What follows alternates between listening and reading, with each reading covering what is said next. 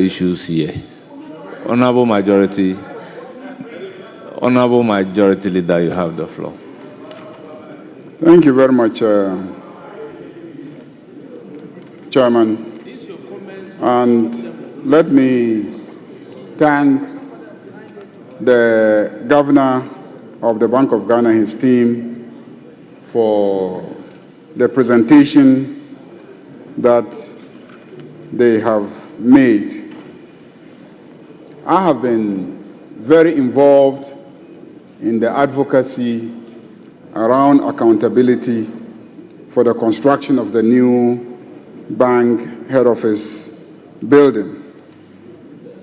And I want to thank you because throughout the deliberations, throughout the discussions, and throughout the commentary, initially we were told that the building cost $222 million United States dollars.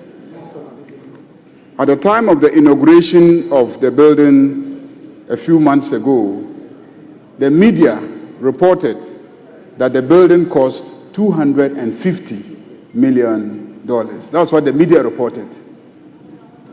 But by today's briefing, we are getting to know that the actual cost of the building is $261,773,268 million United States dollars.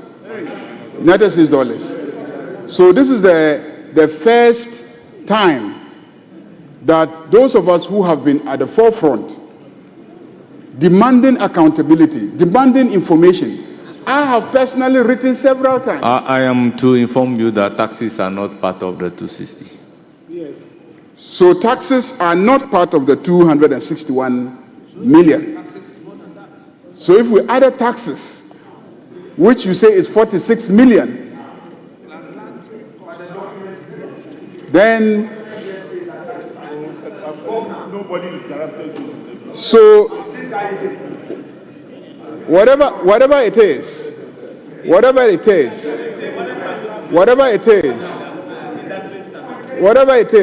when you construct property and it's being valued, they don't value the property separate from the taxes. The value is the value. So the point is that the governor has come today and we've gotten to know the true cost of the property, which is that it cost $261,773,268. It is not 222 million, and it is not 250 million. The point that the statement also reveals is that for several years, the Bank of Ghana has been wanting to build a new head office building. And that one day themselves wrote to PPA. They themselves proposed a property that cost $100 million. They themselves proposed a property that cost $100 million. That the PPA gave them an approval to construct a property valued at $81 million. So you yourself, the bank, you want to PPA and say, we want a property valued at $100 million. And PPA said, no, go and construct a property valued at $81 million. Today, you have come to tell Ghanaians that in spite of the fact that PPA says go and construct a property valued at $81 million, you have gone and ultimately you have maneuvered and you have constructed a property worth $261 million. $261 million.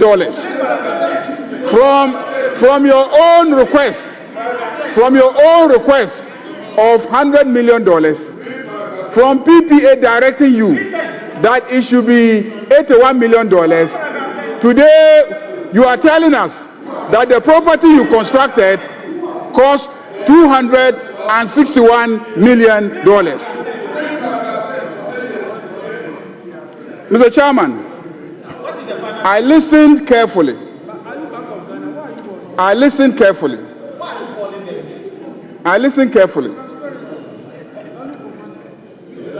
The contract was for a building with all its facilities and design. A building that initially was going to be 73,000 square meters. A building that was going to be 73,000 square meters.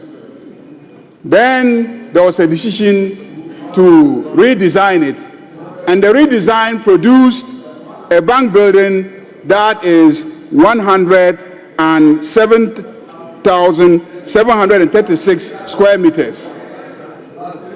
So the square meters, please pay attention. Please pay attention. Why are you running away from a discussion of this? Please, listen. No, listen.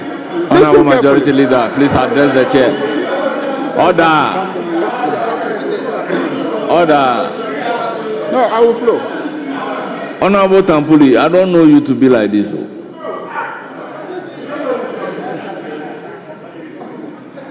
Honorable Majority Leader, you have the floor. So the building design moved from 73,000 square meters to 107,000 square meters, 107.7. That is 46.7% increase in the square meters. 46.6% increase in the square meters. Now let's get to the cost, the price. Whereas, so the price for 73,000 square meters was 121 million United States dollars. When you redesigned it and it moved from 73,000 to 107,000, the price moved from 121 million to 222 million. And that is a price increase of 84%. 84%. So you say that the indicator is the cost per square meter.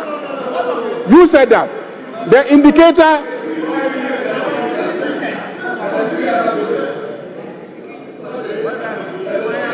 Why are you eager to defend the construction and the pricing? Why are you so eager to defend it? Listen carefully. I gave you a cost minus the security and then the ICT and then the CCTV camera, because the cost of 222 did not include those ones, because the CCTV, the security and all those are a separate contract. So I'm giving you just the square meters cost. You said the square meter cost, is that okay, is 222 million, 222 million point 7 for the 107 square meters. And I'm saying that how is it possible that your square meters moved from 73,000 square meters to 107, that is 46%, and yet your price moved from 121 million to 222 million, which is 83% in the increase in the price. So your square meters increased by 46%, and then your price increased by 84%. How is that possible? It doesn't make sense. How is that possible? We're not costing height. We're costing square meters. I'm saying that we're costing square meters. Square meters. Let's get serious here, please. Let's get serious. The whole country is watching us. We are on live television. We are on live television. How can you convince the SS student, former Minister for Education, how can you convince the SS student that you say you are pricing a building based on square meters, and you say that 73,000 square meters cost you 73,000 square meters, moving to 107 square meters, the percentage increase is 46.6%, and then when it comes to the price of the same square meters, then it now moves from 121 million to 222 million, which is 84%. How is that possible? Can you explain that? Can you explain that? For me, this is a critical issue. This is a critical issue in my analysis of the price adjustment. And this is why I marched several times to the Bank of Ghana building. This is why I demonstrated from Circle to the Bank of Ghana, because I never understood why a price movement, square meter movement of 46% will attract a price increase of 84%. I need answers. That has to be explained. That has to be explained. Chairman, today we have also gotten to know that the CCTV cameras and other security features of the building cost us 15.8 million United States dollars.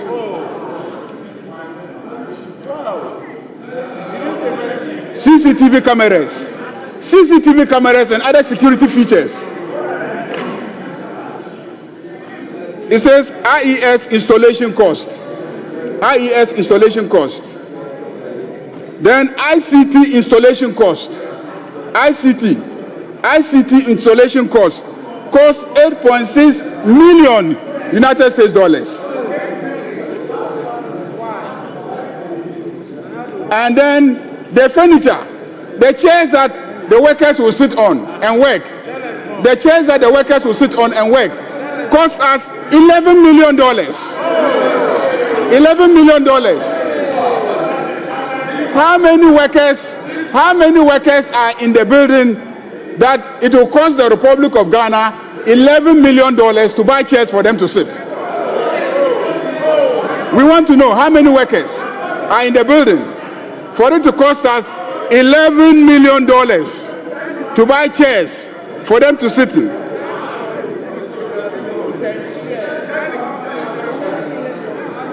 So let me ask, in addition, a few basic questions. I know that you have just assumed office. And you are telling us that this is the report that you have been given. Have you verified the square meters? Have you verified the square meters?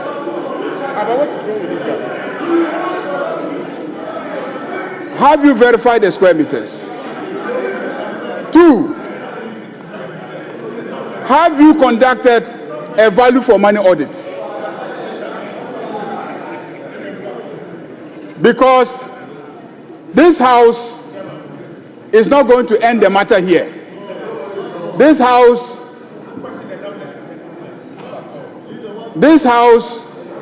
we're asking the governor questions.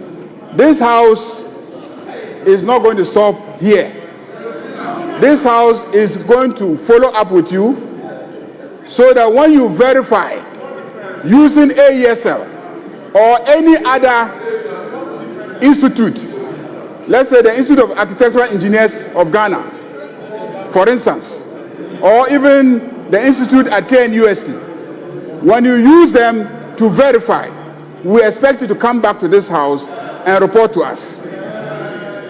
Secondly, we want you to assemble the engineers, the architects, and the surveyors and explain to me how a variation of 40.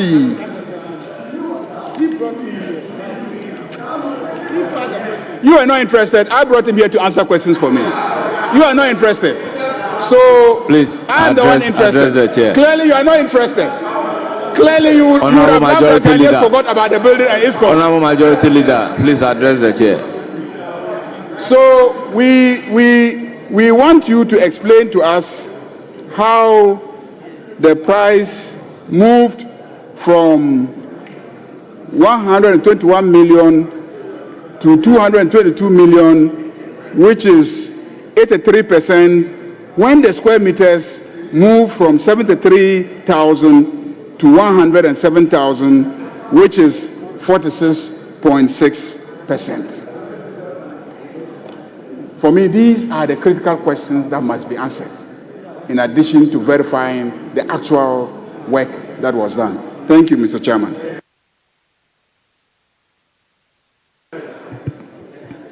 Honourable members, let me use the opportunity to thank the governor and his team for very well. Governor, please respond to the numerous questions asked, then I will conclude. Thank you very much, Mr. Speaker. We have taken note of all the questions that honorable members have asked. And as I said, the board will delve into this. There are some residual matters that I cannot talk about, even aside the value for money issues. And given that no value for money has been done so far, given what I've been told by the project team, I think it makes sense to engage an independent agency. It helps all of us to benchmark. And so we will seek the authority of the board, and as Honorable Ayariga, Majority Leader, has demanded, we will get answers to those specific questions, after which we are happy to report back to leadership of Parliament. We derive our powers from Parliament. The Bank of Ghana Act is an act of Parliament. In fact, in 2016, when we amended our act, we were mandated to report to Parliament twice yearly. And yesterday, I signed the report on our operations for the second half year of last year, which is coming to Parliament. So we welcome your oversight functions, even within the context of our independence. I believe that we need you as we strive to restore public trust to the central bank.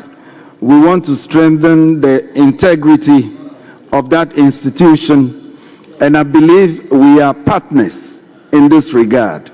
This is only the first one, but we will be back anytime we need Parliament to support us in our mandate. I thank you, Mr. Speaker.